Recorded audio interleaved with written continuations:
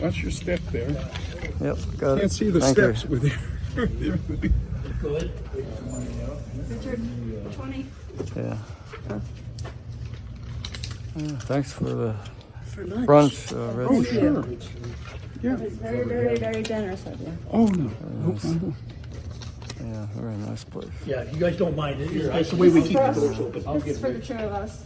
Okay, well, here's some change. No, we don't get change because there's two of us. That's all right. Okay. Yeah. I'll be here for Rich. All Oh, right. no, here you go. Here's some extra for your funds. Yeah. Well, let's just do that. I got 50. I'm happy. Okay. All right. Okay, who do I owe? I give Melvin. Yeah. I give him it. Yeah. That's good. Donation. Yeah, we're a nonprofit, and all the proceeds. What happened to the car you were raffling off here? It's next door. Oh, it's next door. And then I need to give you the full story. Okay. It's going to be cool. All right. Great. So, all right. Again, we opened in 1996 with 44 cars, actually 5 cars. We've got up to 44 now. We're just shuffling some cars around. And when we get to the other building, I'll tell you why. We usually have the Mustang here, this guy right here, which is the GT350R. Okay, it's over in the other building, and I'll show it to you. It's a 2019 with it's got 28 miles on it. It's brand new. Yeah. We're going to give that car away When's the August drawing? 30th, Okay. Saturday, August 30th. But between 1 July and 31 July, we do what we call a flash contest. Okay. Sometimes we add extra entries, this kind of thing. This time, we're doing something we've never done before. We're going to give away another Mustang. It's a 60, well, technically you could win this plus the other one. The other one is a 66, I think it's a 66. You can see the back end of it right there. I saw that. Okay, we're going to give that car away July 31st Okay. to somebody, because anybody who enters during this time frame, you got a chance to win it. So we're gonna see what happens. We've never done it How before. much are the raffle tickets? They're $25, and right now you get 18 tickets, but I think that's gonna be boosted. It could be even more. And then it'll be a special drawing during this time frame to win that Mustang. And then you could also win this one a month later. It's gonna be a big deal.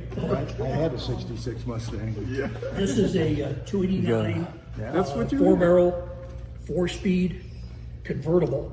It's black with red interior. We just picked it up 4 hours ago. So you guys are actually the first guys to ever see it. Oh, man. Okay, Got let's it. start over. Add on to your garage, Jim. This is amazing. These are so beautiful. Usually you walk around that way, but we've got 3 of those Ford GTs. And we keep 2 of them over there and 1 over here. Oh, here's the Mercury. Yeah, we're gonna talk about that Cougar. Okay, so, if you guys are, and by the way, did any of you see the movie Ford versus Ferrari? Yeah. Okay, that's gonna help me a lot. Okay. As you know, Shelby was one heck of a race car driver.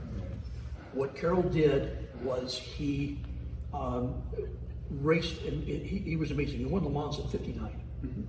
One of the things that happened, though, he had a congenital heart problem.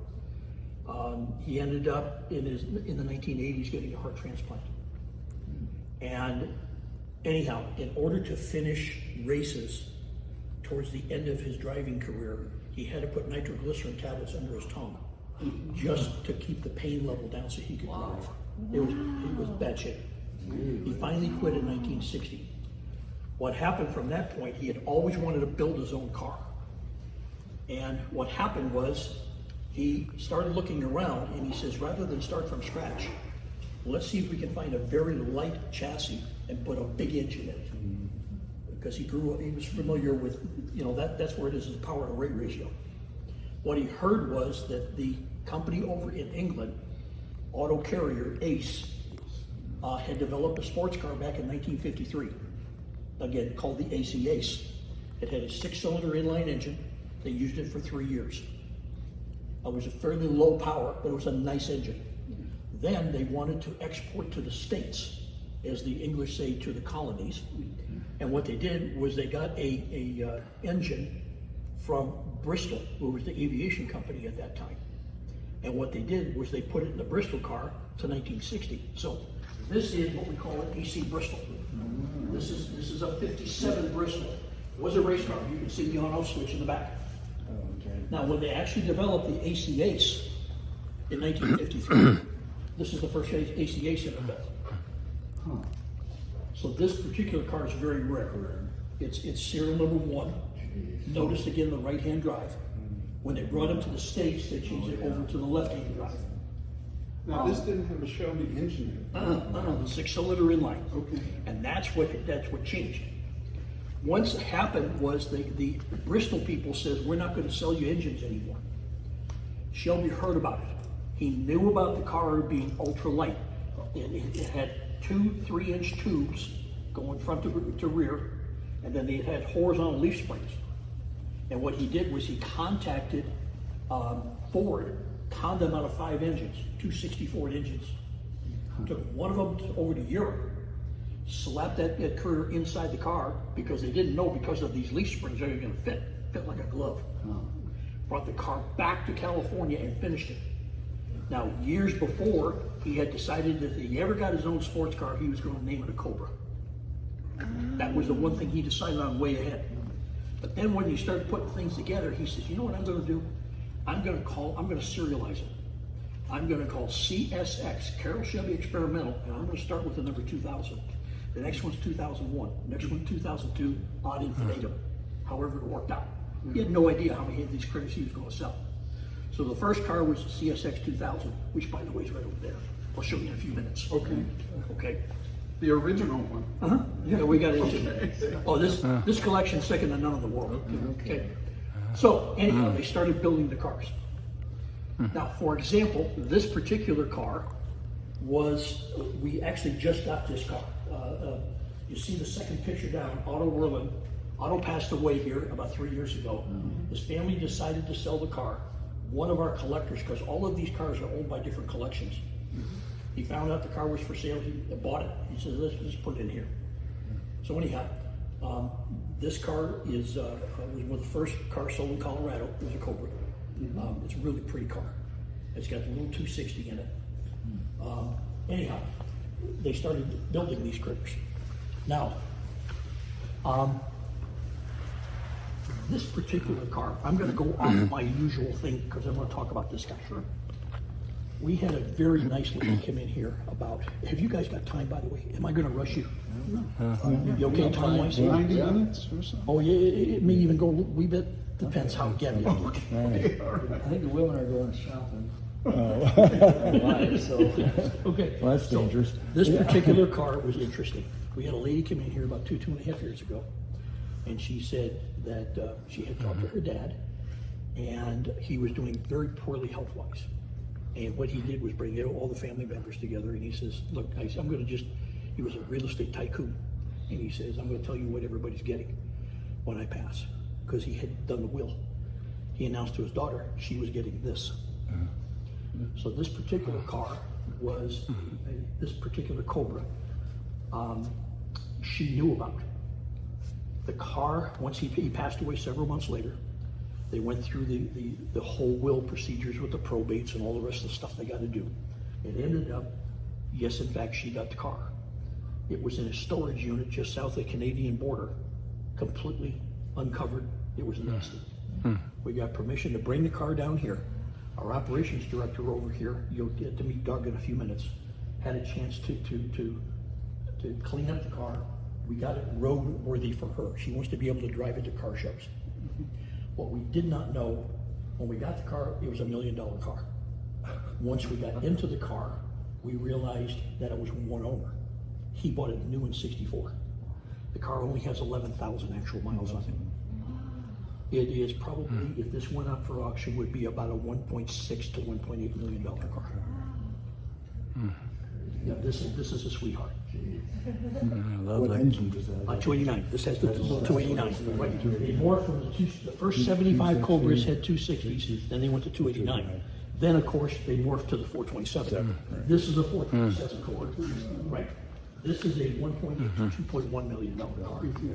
You can see how much wider it is. Oh, the tires were wider too. Yeah, the tires were wider. They also went to a coil spring suspension. These had leaf springs, these had coil springs. That's probably it. New this car was about $4,000. This one was about $7,000. So if I'm smart to buy three of them, It's smart to buy. Yeah. Well, When we were in college, Jim, we should have bought a couple. I grew up in LA, I should have bought it. That's probably 427, that's probably a 450 horsepower. 425 from the factory. 425. Yeah. So you're right there. So Owned by one of your donors? one of our collections. Again, all the cars are part of collection. Now, before I get to this guy, I want to talk about this guy. Shelby also made purpose-built race cars. This is 2128. This was a purpose-built race car. And he drove it, I say he, Shelby's drivers, Dan Gurney, everybody would drive these cars, every place. One of the guys that drove this car extensively was Alan Grant. Alan's still with us today. He's 80, I think Alan's 86. Lives out in California. But anyhow, Alan grew up in Southern California, or Central California, in Modesto. When he was there in Modesto as a senior in high school, he met a kid named George. This is George. And what they did, they made him part of the team. George would come to go down to races during summer and spring break, sleep on Alan's couch. So that's the way it worked out. Anyhow, George was pretty creative. One of the times they were having a big meeting before the Sebring race, they realized the lighting was very poor, and as cars would come by, you couldn't see it. So George made the suggestion, look, you've got a black car, put some yellow stripes on the side, so as the car came by, you could see it. So sure enough, it worked out. Put yellow stripes on the nose, you could see it a lot better. So they did. And we restored the car, we put it back to the way George had talked about it. And then Alan comes up and he says, you recognize George, don't you? And I said, no. And said, maybe if I give you his last name, it's Lucas. Lucas. That's him as a teenager. People didn't know he was a car guy. What was his first movie? American Graffiti. Yeah. So occasionally we get what we call them drop-ins. About 3 weeks ago, we got a call from a gentleman in Utah, one of our collectors, and he says, I got two cars and they haven't run for about 10, 12 years. Would you guys pick them up and get them running? This was one of them. This is the only Cougar left from back in the Trans Am days. This is a Bud Moore car. Dan Gurney drove this car. Anyhow, it's been restored. When we tried to start it and put gas in it, hit the fuel pump. Fuel came from everywhere on the carburetors. So we got both carburetors being rebuilt right now. But as soon as we get it rebuilt, we're going to get it running and get it back over to Utah. You saw the car with a trailer out front. We haul stuff back and forth all the I time. used to follow a Trans Am series. Parnelli Jones was the Parnelli Jones. Parnelli Jones actually drove this car quite a bit. Okay. It's been really cool. So remember I mentioned they started out at CSX 2000. The next one was 2001, then 2002. This is 2002 was Shelby's first race car. Actual trailer. This is the original. This is the actual trailer that they used. This is the original tow vehicle. I get comments here a lot of times, how come we have a hearse here? It's the sedan delivery from back in the 60s. One of Shelby's engine builders was Cecil Bolton. Cecil was a really cantankerous guy. I happened to meet his daughter last year. He would get in a zone when he was building an engine. If anybody came in to disturb him, he'd pick up the axe. Get out of my shop. Get out of my shop. Is this a 427? 289. 289. Yeah, we'll see some 427s over here. These were actually some of Cecil's tools. His daughter came in and donated them. So, again, you remember I mentioned some of the cars.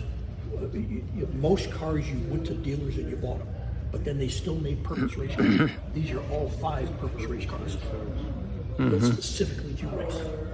The number 99 shine car down here in the end is 2137. And by the way, I call everything now by serial numbers. 2137 was the first race car that won a world-renowned race and actually beat a Ferrari. So that particular one's neat. The 97 car, what they did, they built what they call 3 Le Mans cars. If you look at the trunks, you can see they're different. 21, 36, 37, and 38. That's 37 and 38. 36 is up for sale right now. We're trying to talk to one of our collectors to purchase it, but it's going for $18 million. 18 mil. The ones with the hard top, so what are they called? That's what they tried to do. As a matter of fact, let me show you what they did.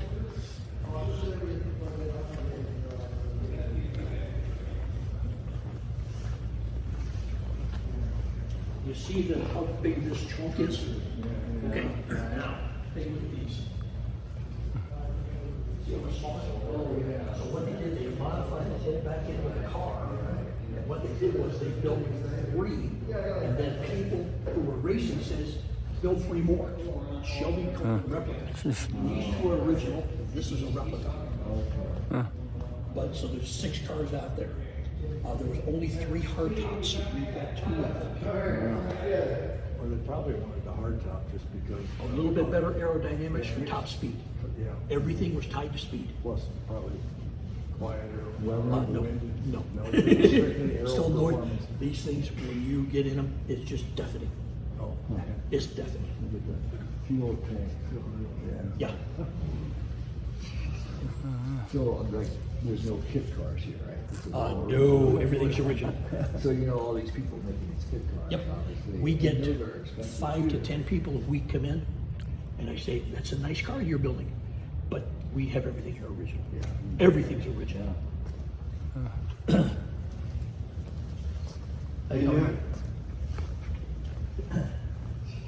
Yeah, this particular car is cool.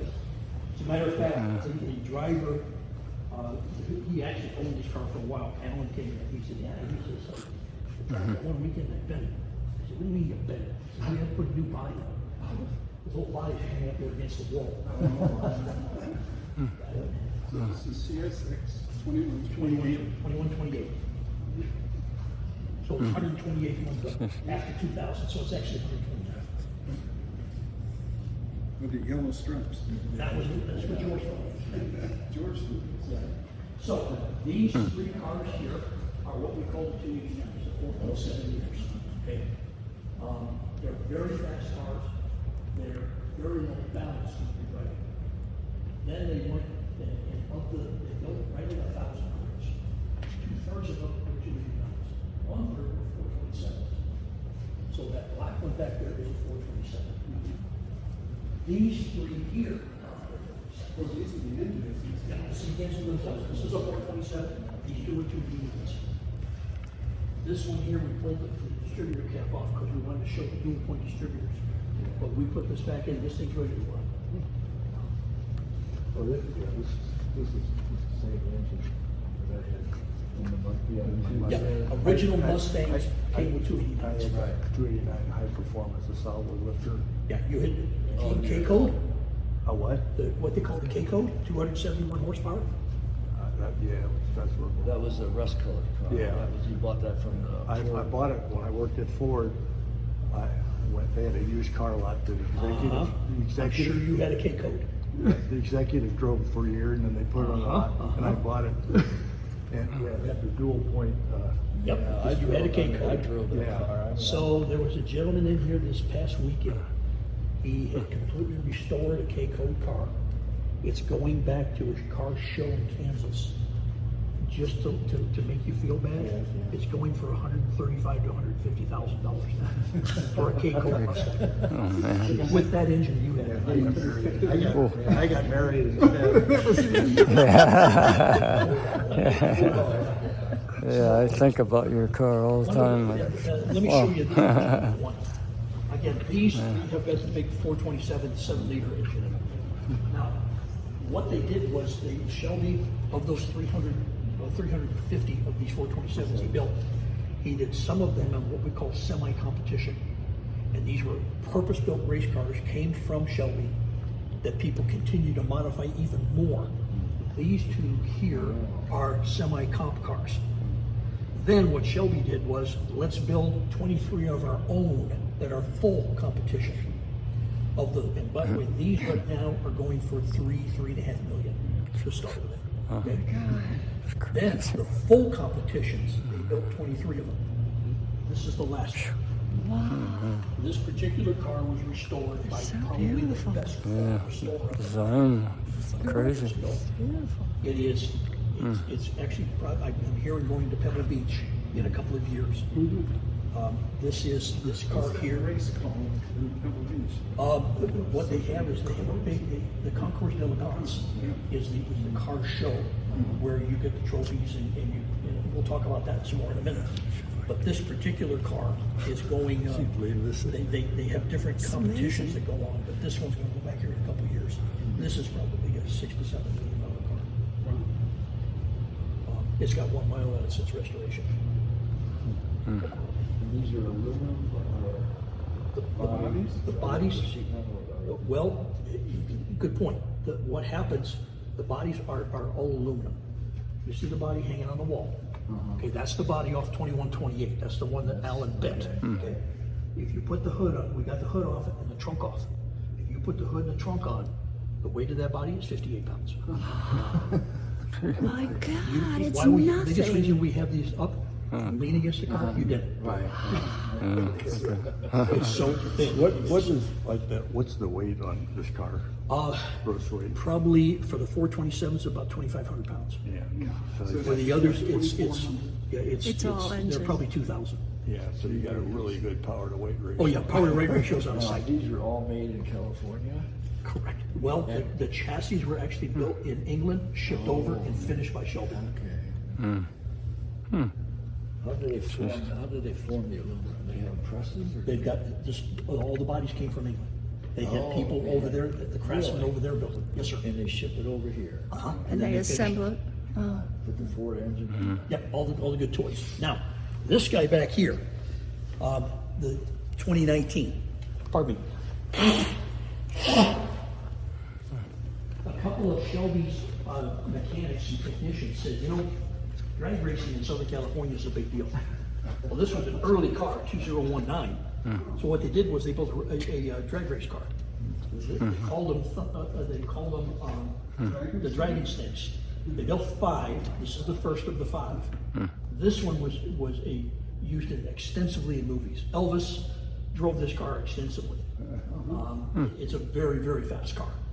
Then other people took Cobras and made them into Dragon Snakes. This is a Dragon Snake. It's a real Cobra, but made into a Dragon Snake. It was just meant to go in a straight line. Straight line, Fast quarter as mile. you could. This particular car, we picked up last year. It was running pretty good, so we had no traffic out here in the cul-de-sac. Took it out in the cul-de-sac, pulled the front wheels off, and ran about that far. This thing's a beast. Just try it out. Now, on drag race cars, one of them that happened, one of our contributors to many of our cars in the museum was Larry Miller. Larry Miller, Ford, Larry Miller, he owned 74 car dealerships. He owned the Utah Jazz basketball team. Okay? And what happened, he loved drag racing. His first drag race car was this Falcon. So he bought this Ford Falcon, made it into a drag race car. We brought it over here just to preserve it. It was sitting in a warehouse. We spent a lot of time cleaning it up and that kind of thing. It's mostly a preservation thing. Now, What engines in that? a little 289. Just a 289. Now, also, one of our collectors came up and said, you know what? We heard from back in the mid-60s, 64, they put the 427 in the Fairlane. They called them Thunderbolts.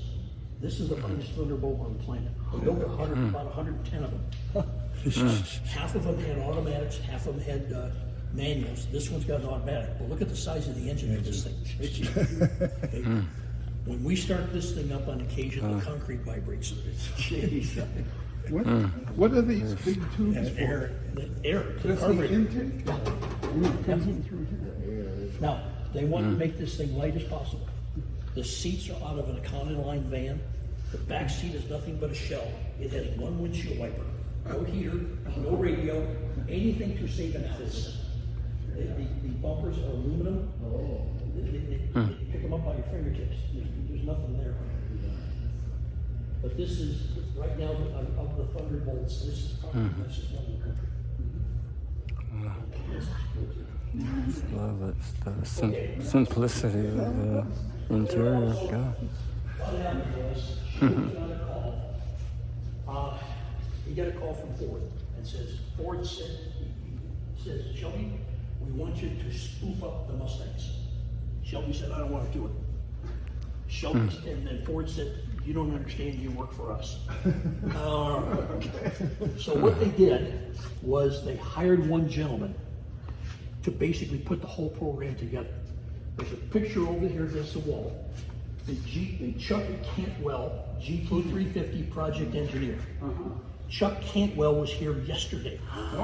He's the gentleman I told you about, lived in Philadelphia. He came in here. And that's He the had 91. 350 you're auctioning off? No, well, different, yeah. Yeah. So what happened was Chuck was 90, he's 91 years old right now. He's sharp as a tack still. Anyhow, Chuck was tasked as the project engineer to put all of this stuff together. And what they did was they took a standard Mustang, put all the high performance parts in. And what they did was they built 36 of them for racing.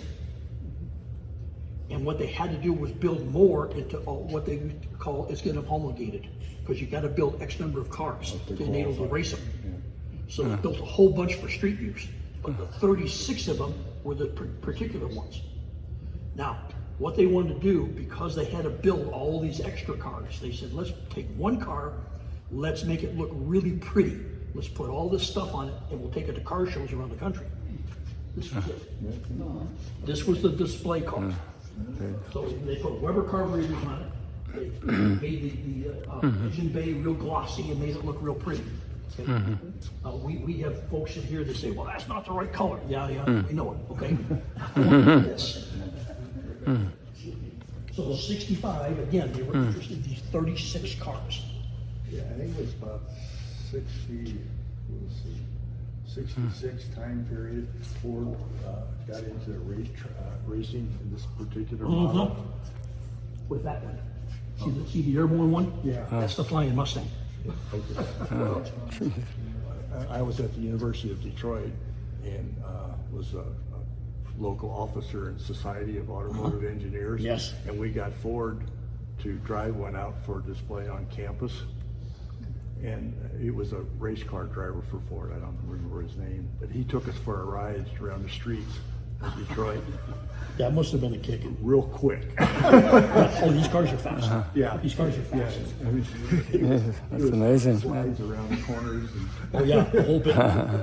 So what they did, again, they built 36 cars, but they had to make street cars to get them all homologated. All right, now, one of the things that they did, so this is back in 65, 66, what they did was all of them were white with blue stripes. Yeah. That was every single one of them, except one car. And the one car, they put a supercharger in, what they call the Paxton blower. They called it a GT350S. This is the only one they ever built at the factory. It became a dealer installed option, but this is the original car. This is a multi-million-dollar car. It's a green color. The green. This is the only one that wasn't white. So that's the same green that you had, Bob? No, I had a 69 Mach 1. It was Okay. silver jade. Yeah, It's a little lighter than that, I think. Yeah. But it was beautiful. might have been. Yeah. A little bit lighter. So one of our collectors came in one day and he says, you know, I've got this restored 66 Mustang. And what happened was he had purchased it from a gentleman, probably the best GT350 Mustang restorer on the planet, lived up in Wisconsin. And he would restore cars, sell them, and just, I mean, he was making obscene money from them. The last one he built was his piece de resistance. And what happened was he bought it from him. Right after he purchased it, the restorer passed away. And he had kept it unrestored, kept it just as it was.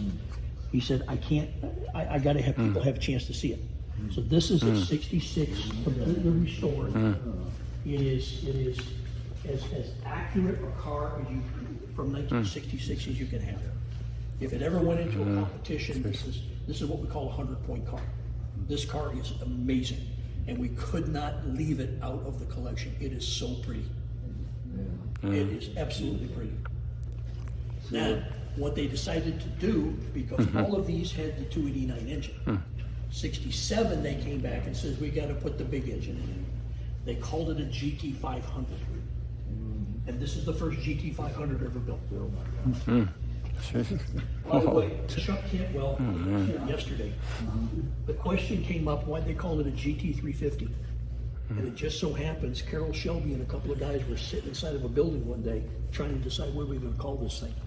And all of a sudden Carol Shelby says, they had two buildings. How far is it to that other building? The guy said, probably about, how many steps?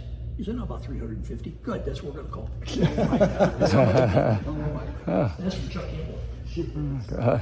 68, this is 67, 68 with a GT500 KR. Okay, these cars are something else. Yeah. Right. So this one's got an automatic, this one's got the 4-speed. Again, we've got just a sample of cars here. I think I paid $3,300 or $3,600 for the Mach 1. Our dad did. Yeah. The one I bought for Ford was $2,100. Wow. So one of the things I mentioned to you was How much you 36 how much you cars sell it for? that they had built. Traded in on Or For trade? basic- Pontiac. 34 of them. It's less than $2,100. This is one of the 34. This is a full race GT350R from the racing period. It's too much. Oh man. Could have bought this for about between $8,000 and $10,000. What year? 65. 65. Okay? This car here, we start up, and I get goosebumps about that high. This is, of all the engines we have here, this is the one I want to listen to. It's a 289. It's a beast. It's something else. So none of these were the sedan though, they're all It's fast. all fastbacks. Yep. Now, you see the flying Mustang, the one up there, Yeah. off the ground? Okay. Remember I said there was 36 cars. 34 of them you could have bought. He had two prototypes, 001 and 002. It just so happened 002 was the one that they took all the racing. That is 002. 002 used to be here till last Saturday. Oh, yeah? The owner picked it up. He's going to take it around the country to car shows. He's going to bring it back. Okay. But we have two of these things here, and these are beasts. So this is a 289. 289. But that's been modified. Oh. Yeah. You remember back in the day, if you had 1 horsepower per cubic inch, you were doing something. Okay? This is a conservative 385 horsepower. It is a beast.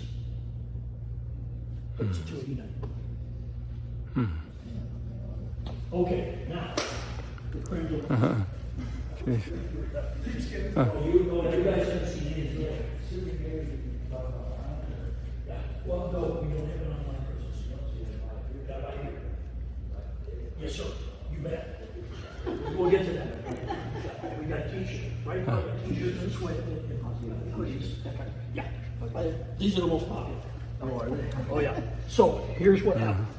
First of all, this is the first Cobra, CSX 2000. When Carol Shelby passed away in 2012, it was still in his possession. A couple years later, 2015, his family decided to put it up for auction. The gentleman who bought it told me I got it for a steal. He paid $13.8 million. That's the very first one. Very first Cobra, CSX 2000. Steel. Okay, that's nothing. That's nothing. Okay, I got to step back just a little bit. Cobras have a flaw. The flaw is about 140 to 150 miles an hour is as fast as you can go because of aerodynamics. Okay. So what they did, they were sitting down, having an adult beverage, Carol Shelby and his people, and his chief engineer was Peter Brock. Peter Brock is still with us today. He's about 87 years old. Pete said, look, I can make the car go faster, but I got to put a new body on it. See, the body you can take off just like this one. Right. So what he did was, he said, Carol, give me a chassis that I can use as a template and build a body. So if you happen to look back over here against the wall, you see the two cars in the picture with two gentlemen. Okay. The car on the far left is the sedan delivery back in the back side here. The car on the right is 2287, chassis number 2287, covered with plywood. Oh, yeah. So they got a form of a shape, and what they did, they put aluminum over the top of it and then gas welded and pulled the plywood, of course, out. So they built a prototype car, 2287, took it out to Riverside, beat the track record by 3.5 seconds, which was amazing. Then they took 5 more chassis, sent the chassis to Italy to make an exact duplicate of the body. This is the first of the Italian bodies. This is 2299. Now, all 6 of the Daytonas, they called them a Daytona, was raced. Of the 6 Daytonas, they categorized them for how did the racing go. The provenance of this car is off scale. This was the winningest of all the Daytonas. Okay. This car should have won Le Mans in '64, picked up a rock through the oil cooler. They fixed the oil cooler. FIA would not allow them to add more oil. So they finished the race watching the oil temperature gauge, keeping it below 300. When they finally finished the race, it had a couple of oil left. Anyhow, long story short, this particular car was appraised conservatively by RM Sotheby's last August at $32 million. Oh my gosh.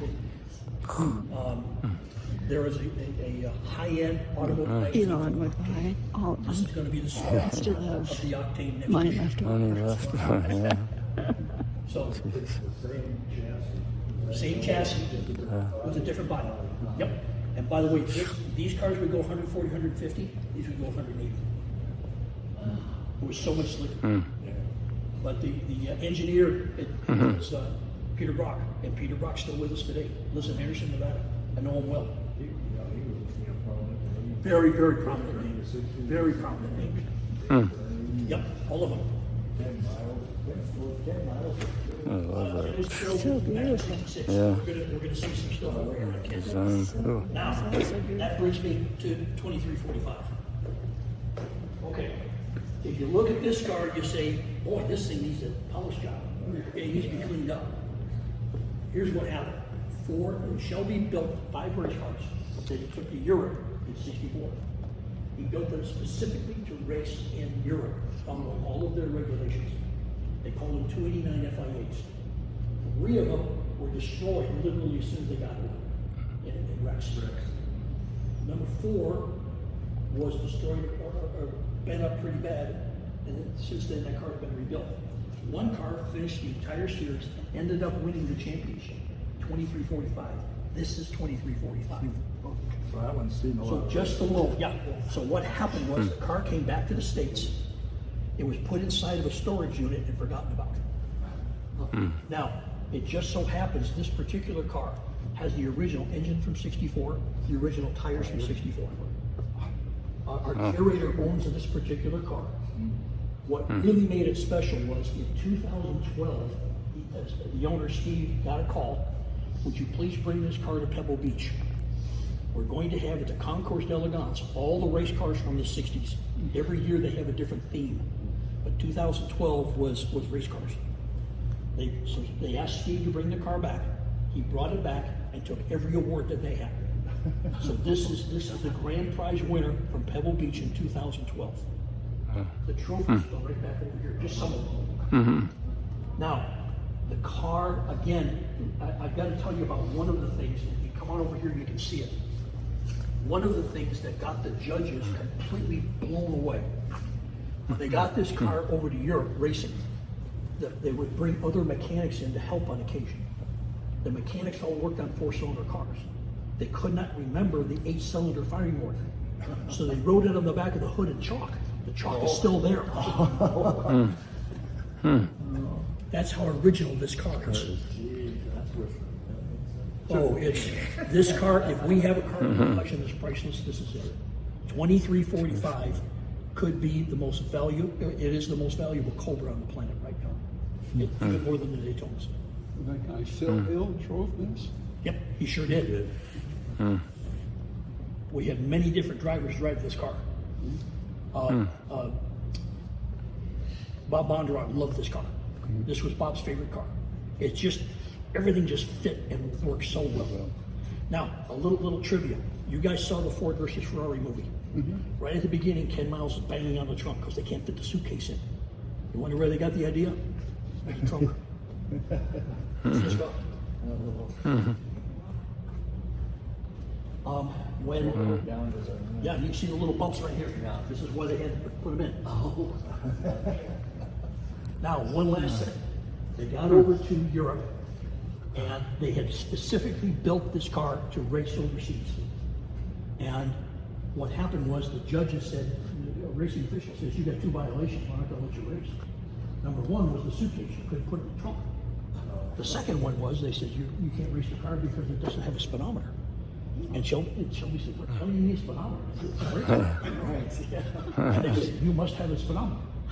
So he looked at the regulations and he says, told the mechanics, you put a speedometer in the car. But I want it all the way in the passenger side. And by the way, it didn't say it had to be hooked up. The speedometer has 0 1. It's there. It's not working, but it's there. This car is as it came off the track in 1965. 65 was the last time it raced. They didn't do anything about Yeah, it's exactly as it came off the track. That's what makes it valuable. That's so cool. It is probably the most original Cobra there is. Yeah, 2345 is So who owns this? our curator, Steve Volk. Okay. He bought the car back in the 80s, not knowing, he knew the importance of the car, didn't know, and knew the provenance. But now, because the Cobras have become so popular, he doesn't keep it for value. He's got it for the history. I mean, that's why I'm here, is history. Yeah. So what, put the second seat in all these? Is that, FIA rules said you will. okay. I wondered, a Yep, little they all bit have- of extra weight. Yep. But they have to put the seat Yep. in. And he also have spare tires. Oh, yeah. Had to carry a spare tire. But anyhow, I bet this you it was car, a small one. no, big one. This car again has the original engine from '64, original tires from '64. When Steve gets in this car, turns the key, the engine didn't even rotate a half a turn, it fires right off. It is amazing So car. it's still drivable. Oh yeah, yeah. As a matter of fact, if you guys have an opportunity to see Octane magazine, they're going to do a 14-page spread on this car and number 13, and they drove them up and down the street here, about 10 miles from here. Wow. The sheriff closed the road, and they had a blast for it. But anyhow, this is our Cobra and Mustang collection. Now I'm going to show you the other building. Okay. I'll take one of those. We're going to see a couple of them next door. Okay. Yeah, I'd me rather do too. this than go shopping with the pictures. This interests me more. Well, you know me, I love this. To buy some raffle tickets. And to me, the best part is I get to volunteer. Yeah. We got everybody? Okay. And needless to say, there's only 3 of us that have keys. That's all right. Like I was at University of Detroit, but they also brought a 1540 over for display. Ooh, cool.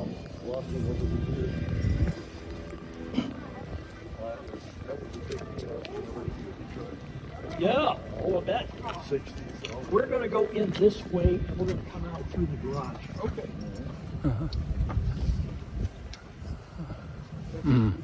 I can't wait to send pictures to Logan and Max Yeah. and Nathaniel. They love cars.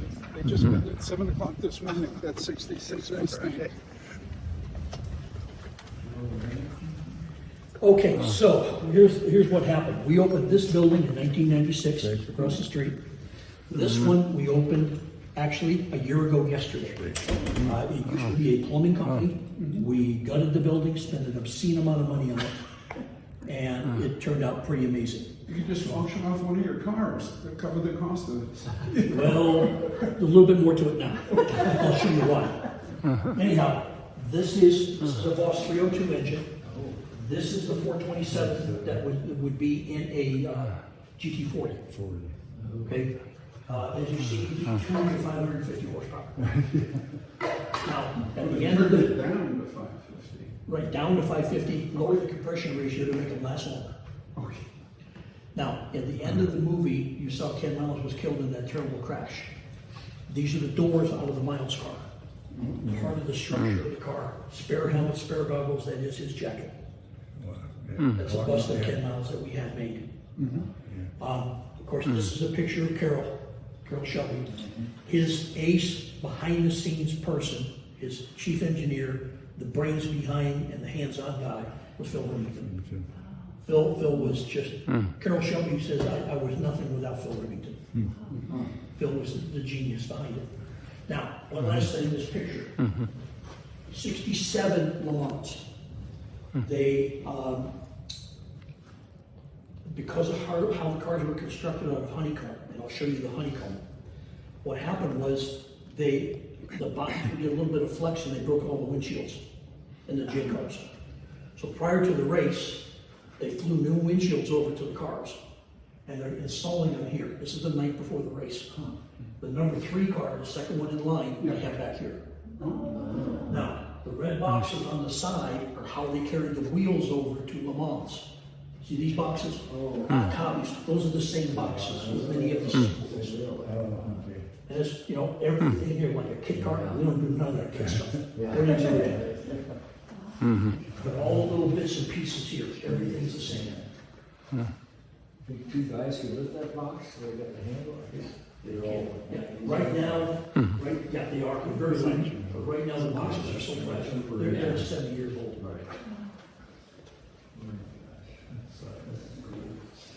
Okay, so, cars.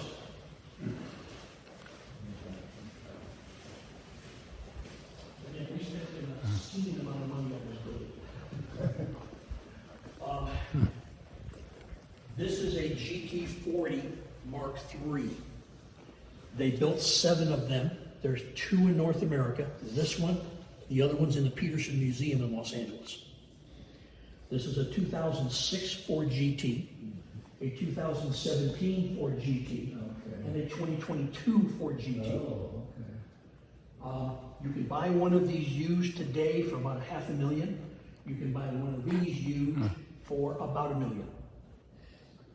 But when Ford made these, right? Ford made these. They had, not anybody could buy them. You had to be You had to be selected. You're exactly right, sir. You're exactly right. You had to put your name on a list. And then, for the first 2 years, you're not allowed to sell the car. Right. So how much did it cost them though? This car here, the sticker price on this car was $168. The sticker price on this car was about $550. The sticker price on the silver car was $1.1. Oh, really? Because it's pretty special. What's the number 40 mean? 40 inches off the ground, top of the windshield. That's how come they, remember I told you the crazy thing, the 350s? Yeah. They do crazy stuff like that. How come they call it 40? Because. I have a question for you. When I was working, I'd go into school and then I'd work at Ford every other semester. And of course I was a young guy and wasn't up the ladder or anything. But the talk of people in hallway talk was that they had, when they were trying to, Ford tried to buy the Ferrari. Correct. And Ferrari wouldn't sell, so he got peed off. And he says, we're gonna go over there and win the race and show them. And that Ford built like a simulator of the whole chassis. And then they had Dan Gurney go over and drive a lap of Le Mans to document all the speeds, the shifts, the braking, curves, suspension. I've heard this. And then they put all that information in the computer and ran that simulator of the actual cars, that they were developing for that race. And they ran it, 24 hours. They ran 2 24-hour shifts in a row, 48 hours, and anything that would break, they would start over until they got to the 48 hours. And they actually ran the engines that did the same thing. Yeah, right. Yes, Yeah. you're correct. Okay. Yeah, we've got, I'll show you the library. We got books on what you just said. You're exactly right. That's the stories I've heard. What? You should write a book. These are street legal cars. The rest are race cars. Now, since you started with the Crazy, yeah. May, I want to do the same. Okay. So, just to start out with, you guys saw the Ford versus Ferrari movie. Every car in that movie was a replica. The actual car Ken Miles drove in 1966 is the blue one back here, number 1. The gold car ahead of you was the car that came in 3rd place at Le Mans in 66. If you recall, there was a scene in the movie where Carroll Shelby's holding a sign up, 7,000 plus, go like hell. It was the blue car. Very, very historic. Let's go over through and look at it. Oh, one last thing before we do though. There was a scene in the movie where Carroll Shelby goes to LA Airport with Ken Miles. They had just unloaded a car off an airplane. They drove it around, says piece of junk. It was this one. I got a little bit of history. I'm not going to get into the history you just brought up because that's a very good point. But take a look at this with the Miles car. There you go. This is the actual car. Well, it's good to know all the copies. No, it was true. It was true. It was true. Oh yeah, please. And again, pictures are encouraged.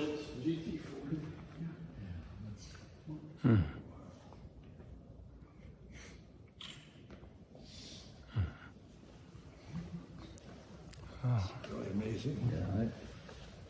Yeah, so all the stuff that you were hearing behind the scenes, this is where it ended up. Now, what led to it are the cars behind you, and we're going to talk about these two. These two are very, very special.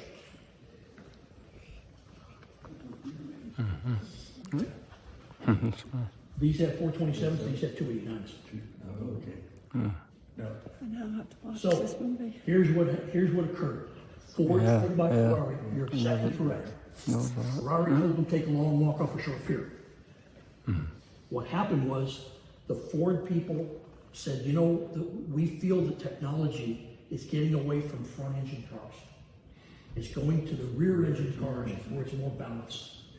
And what they did was they looked around, was there anybody in the world that had experience racing over in Europe at that time? And they found one gentleman did, Eric Broadley, who owned the Lola company. Because back in 1962, he had developed a prototype car. First year they were allowed. And he built a car called the Lola GT Mark VI, the first car. This is it. This is the prototype Lola GT Mark VI. And a Ford 260 engine in it. Okay? What happened was they ended up building 2 more. Ford was watching the racing on those, and they said, you know what? This is a nicely balanced car. And what they did was they signed a contract with Eric Broadley to build 12 prototypes. Oh, that's right. Yeah. And they sent Ford engineers over to build the prototypes. Okay? The first 5 were going to be raced. Of those, the first 2 went airborne and destroyed. This is 3 and 4. The only ones left. Yep. So ended up, all the development work, this was the granddaddy that started it, as because of the Ford engineers and everybody else, they came to these cars here. Now, what happened was, the scene in the movie was correct. What happened was, if you take a look at this poster right here, this has what they call the racing history. Ford was racing this under a company called FAV, Ford Advanced Vehicles. And Ford could not even finish a race, much less win. They were all DNFs. I mean, they had Phil Hill, Richie Ginther, they had world-renowned drivers, could not finish the race. So at the end of 1964, Ford picks up the phone and calls Shelby. Shelby, you're kicking butt with these Cobras. I'm going to send you 2 GT40s. You got 7 weeks to get them ready. So when you saw the scene of the car coming off the airplane, this was the first one. This was the second one. And then what they did, they put 2 drivers in there, Bob Bondurant and Ken Miles. And they worked all the bugs out. They changed the engine, the brakes, they reset the suspension, the cooling, the ducting. You see all the ducting back. All of this was changed. The first race, this car actually arrived Christmas Day of 64. The first race was Daytona in 65. Ken Miles won in this car. So this is the oldest GT40 in existence, first one to win a race. But what they did when they got it back to Le Mans also, this car would only go 207 miles an hour.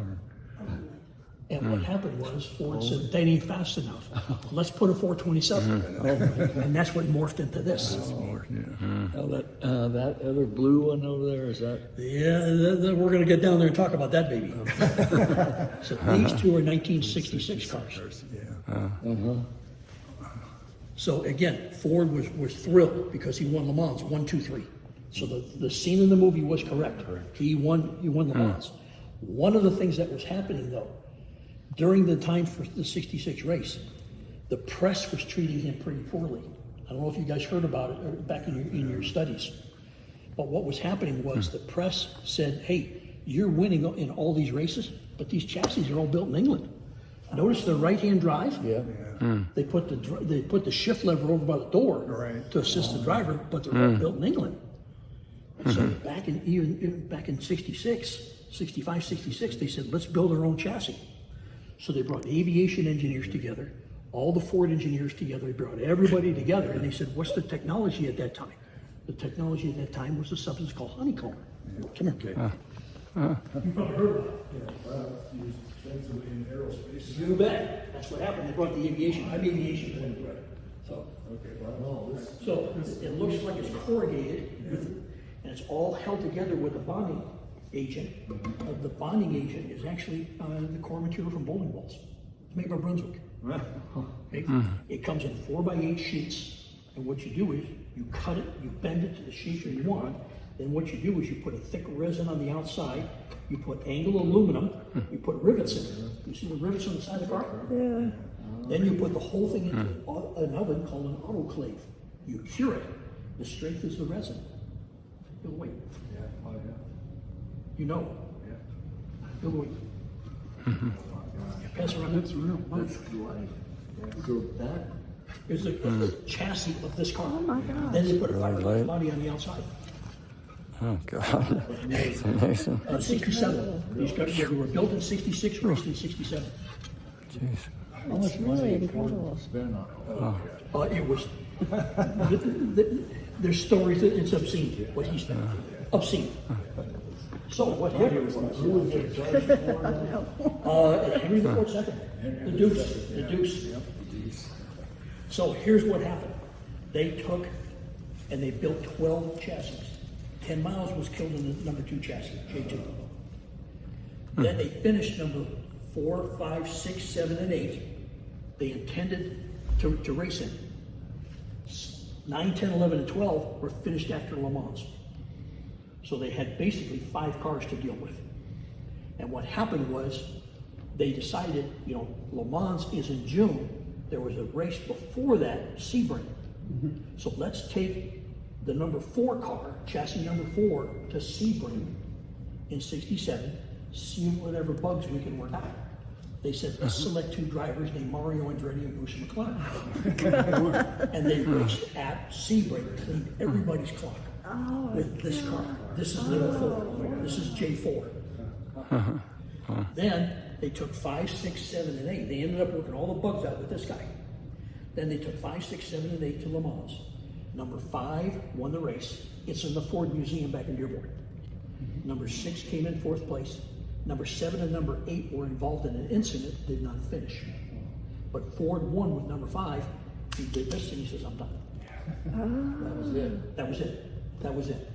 So, something happened though. At the end of the race, the racing officials did a lesson learned.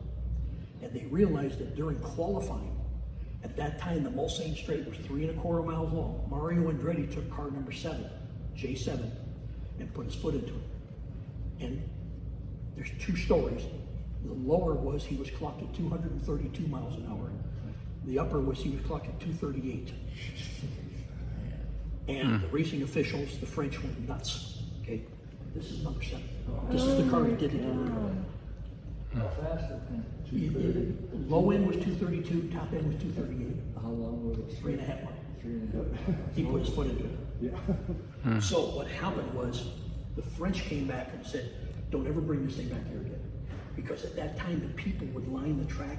If he ever lost control, he would have killed hundreds and hundreds of people. And then they basically, their cure, FIA, the racing officials, said their cure was no more 7-liter engines. Rules, my knowledge still exists today. The car was restored. Our curator also owns this car. This car historically something else. But this is a beast. A Ferrari, I was ready to drove this one. And this one. And that was, Both You of drove them. this one at Sebring, you drove this one at Le Mans. A little bit different body shape. A little bit different body shape. Again, the cars matured a little bit between Sebring and Le Mans. Especially how the back end opened up. That one pivoted at the top, this folds up in the back. Where were these built at? Detroit. Detroit. Yeah, all the rest of them were built in England, except these two, except the what they call J cars. Then what happened, John Wire was a gentleman in England who was managing all the racing over there for Ford, wanted to, said, you know, we got these smaller engine cars, the 289, because they limited them to 5 liters. Let's race at Le Mans 68, 69. He didn't have enough money. He said, I need a sponsor. Found a sponsor and go forward. This is a 68, 69 Le Mans car. So Gulf was the sponsor of this guy. So they had 3 cars, chassis 1074, 75, 76, this is 74. 75 won Le Mans twice. That car's going to be is over in Arizona, Scottsdale. But this particular car had another life. Steve McQueen was selected as the executive producer for the movie Le Mans back in 70-71. Up to that time, whenever they would film a race car, they would film a race car and they'd speed the film up. Steve McQueen didn't want that. He wanted accurate racing. So what they did was he took his Porsche 917. Here's Steve McQueen. They cut the top off a car, put these huge cinematic cameras in. They were able to race to about 150 next to the Porsche. You keep right up with it. After that, the air loads over the cameras were such they couldn't do it. This was the car they did it to. That was a good movie. Yes, it was. Not much dialogue. It was a great racing. So anyhow, this car was restored years later. It was purchased in 09 for $11 million. You can see how the body shape. Yeah, the body shape morphed a little bit better. You know, they did a lot of stuff to it. Yeah, that one on the fruit down Yep. there is Yeah, you see how it covers the fenders and everything? Yep. totally different. Only on these 3 cars. These are what we call Mark Ones. These have got the 289 engines in them. You remember the scene in the movie where Mr. Ford gets a ride from Shelby and he's crying and he's scared and all? It was actually given a ride in that car and he loved every minute of it. That's another one of the prototypes. So that's prototype 103, 104, and 108. Yeah, this collection is just second to none in the world. what's this? This, again, those are GT40 race cars. This particular one was professionally and vintage raced hundreds of times. We ran out of room on the chart to put all the racing on this one.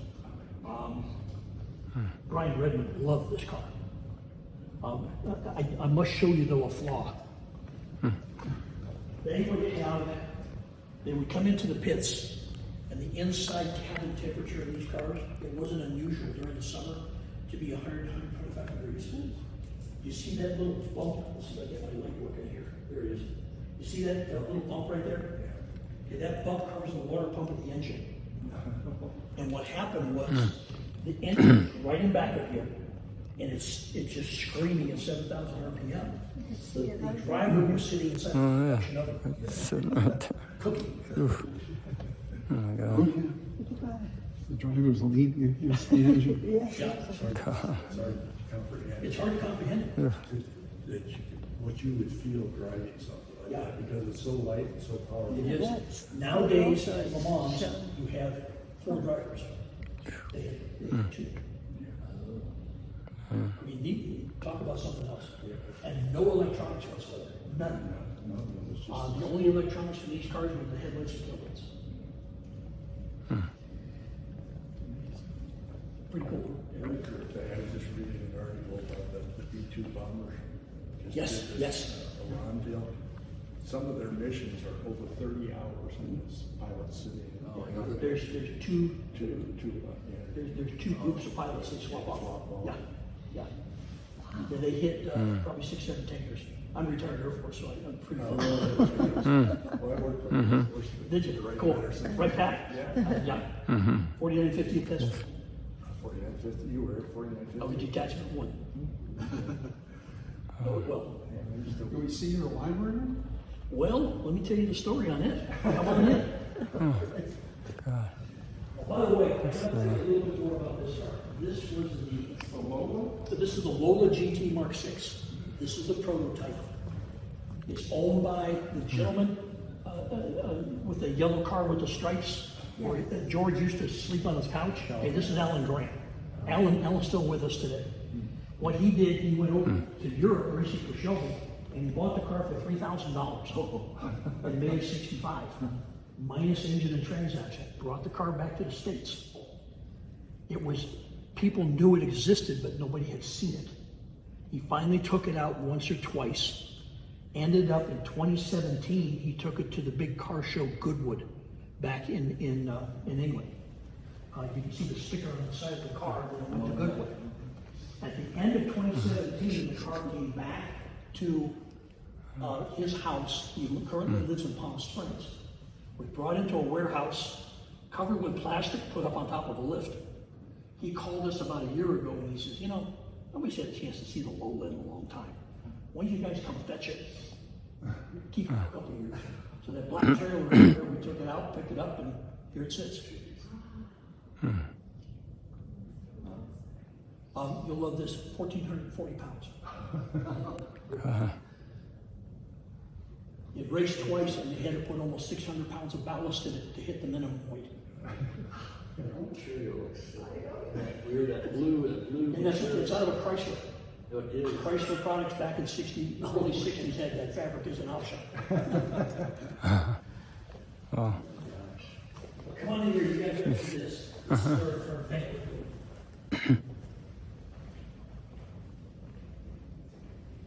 So what we have, again, right now, we raise funds. That's about what we did, we built this building. There's a conference room out front that holds 14 people. I can hold 75 in here. And what we do is we rent this place out. And it helps pay the taxes and the light bill. And it works out good for us. One of our volunteers came up right as we were finishing this and he says, I've got some books I'd like to donate. Frank Hill. Frank, how many books do you have? 5,200. He thought he was kidding. He's not kidding. Box after box. No, I boxed them up. Got 'em. But these were all essentially donated by Frank. Really, just one person? One person had Oh my gosh. It's a God, collection he was a of them. collector. What happened was he started collecting books when he was 12. He got to age 70 and says, what the hell am I going to do with them? It's all about cars and cars. Everything cars. Everything cars. The cars, the actual manufacturer of them, the race car drivers, the different tracks, you name it, it's here. You even got some motorcycle stuff in here. Eli Coca, did he supposedly design Mustang? He was integral. He was integral. Not so much the design, he was the guy behind the scenes pushing it forward. Pushing it. Yeah, he was a genius. Yeah, well, he came up with the concept of the Yeah, Mustang. he did. He was a genius. Started with a Falcon or something. He did. Put a new body on it. Right. Yeah. Rest is history. The rest, the design is unbelievable if you think about it. The first design, 65. Yeah, he started the whole pony car. He started the whole point car thing. Yeah. And then you read his book about when he took over Chrysler. Oh, yeah. Yeah, his book's over here. So anyhow, every year, and sometimes even 6 months, what we do is we buy a car and then we raffle it off. That's what happens with this guy. This is our raffle car.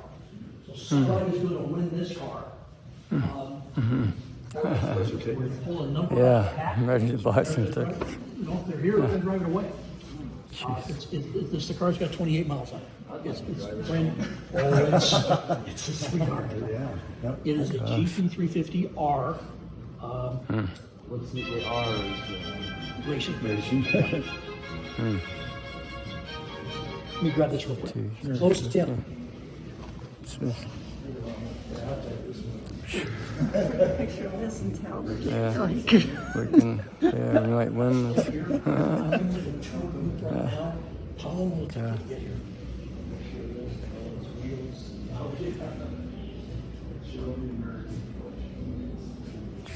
Yeah, if you can be here by 3, I'm good. I'll wait for you. Okay, bye. Okay, so again, we're giving this car away. I'll bring Jay over if you guys want to take chances on it. Jay loves doing that. But the car it's sweet. This one could be yours. It could be. By the way, this is Doug Graham. He is our operations director. He's the guy that makes everything happen around here. Who built this car? This is Ford. This is Ford. Everything is from Ford. This came right from the Ford stable, if you want to call it that. And did they sell it? Yeah. Yeah, you could have bought it at the dealer. And what's it going for? We're just going to raffle it away. No. You If see the you went sticker? to a dealer to buy it. You see the sticker? It's up in the dash. Uh-huh. Take a look at the sticker. Oh, That's it. These guys might want to buy some chances. yes. Oh, it's only 73,000. We've actually got At the time. over 100 in it, we had to buy it. So it's a 19, It's the brand new, it's got 28. This one has the So we're walking Yeah, this is got an auction, so that we're having a sweepstakes. So we're a 501c3 nonprofit. And by doing these sweepstakes drawings, that allows us to buy this building. And you know, I'm not going to lie to you, but we buy the car, like this one was just over $100,000. We'll make well over $1 million. But that's how we keep the place open. Right. You know? And then periodically we do what we call a flash contest, which is in the middle of it. The flash contest, we're going to give that away. You need one of these, Richard? You get opportunity for Yeah. So technically, someone could win both. same ticket. So this will only be running through the month of July. Because it's the day we put you in.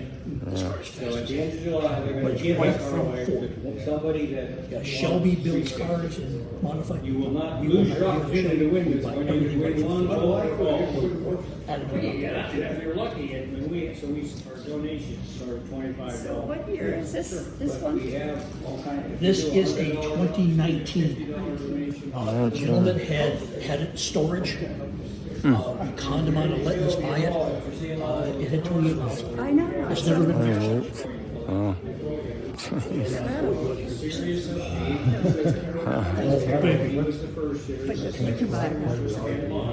Oh, it does. That flat plane crank, it just spins. Just goes. It's not. I've talked to people who own these, and they say it's customary to shift it at 5,000 and 6,000 RPM. Oh, Rich is buying some. Not yet, but he is going to. Yeah, I think. It's hard to balance. Away August 3rd. That's the big thing. Is the balance of the You said crankshaft. $25 Flat plane crank. And they, for 18 version tickets? 1 and version 2. Oh. Something like that. 16, Oh, okay. 16, 17, 18, they had problems.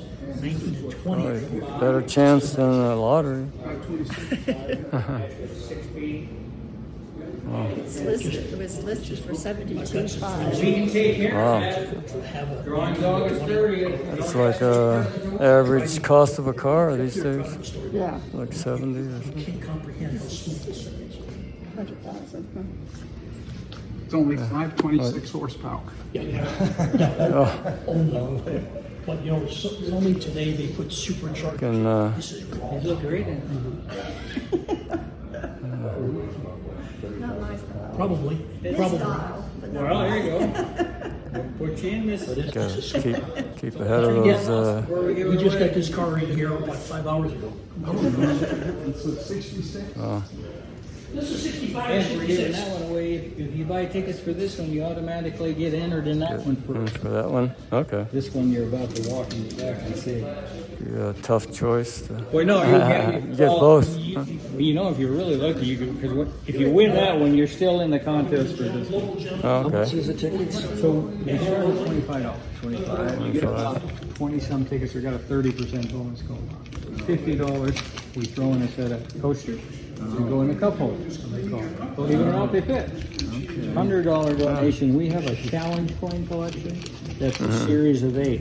First is Carol Shelby. That's cool. Second series is 10 miles. For these. So if you don't sell the coin, the only way you can get the coin is with a $100 donation to the museum. Okay. And we let you pick which coin you want. Yeah, nice. That's it. We want both of them. Yeah. We can do that. Hey, Yeah, that's cool. Wow. Well, we just have a registration form we have people fill out, and they, like I say, talking about this stuff. We have a big part. It's, when you came down the street and walked down, one of these buildings empty. Really? It was over 800% the last year. We had about 185 cars all in the country lining the streets out. Open bar, free food. We have celebrities here. We expect Alton Grant. You saw his Lola. That Lola belongs to Alton. Yeah. He'll be here. Oh man. Pete Brock. Tim told you about the Daytona Coupe over there. He designed that. He's 88. He's supposed to be He said that one guy was here last week at the yesterday. Chuck, Chuck Kentler. He's 91. And he's the daddy of the GT350. He signed a picture for us yesterday. Oh, did he? Yeah, he's got quite a story because he worked with Shelby for 4 years and was the. Is there still a plant in California? There's no plant in California. The name is being carried on through licensing agreements. There's a American in Vegas that knows. That's a cool one. That's cool. I like the looks. Yes, you would. Old style. I don't even drive. And here I am looking at all these cars. Pretty cool. I love it though. These guys might want to buy some tickets. Do you want to do the honors? I got half the pitch. Yeah. Might as well. Yeah. Let's go back over here. I have a clipboard Well, right they here. may. We're also talking some T-shirts. Oh, okay, sure. Guys, look at these model boxes. Oh yeah. I got to show you. Oh, the box. Richard. Remember the gentleman who Plastic model. donated the books? Yes. Oh. These two. Oh, is that right? They are 2 and 3 deep on that. And by the way, the plastic was cut off because the plastic was kind of crushing the boxes a little bit. Oh, But they're 100% complete. They've never been assembled. God. Yeah. That's amazing. Stairs. And way down, you'll see shelves with magazines. Jeez. We have those that were just basically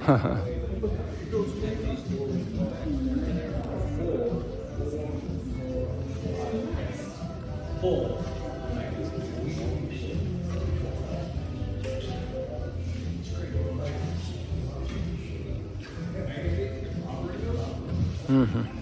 Yeah.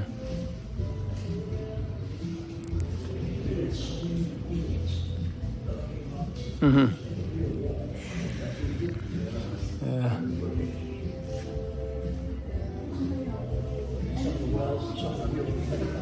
You got more up there. More models over here. This is 2 and 3 boxes deep. One guy. Yep. That's nuts.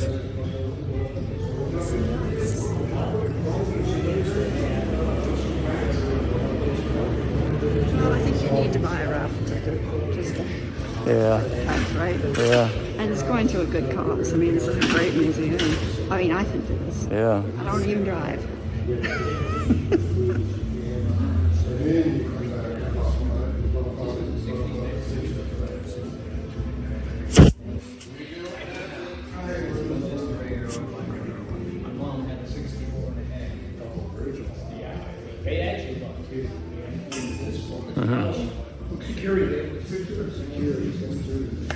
Wow. It's pretty. That's $1.82, $2.1 million car.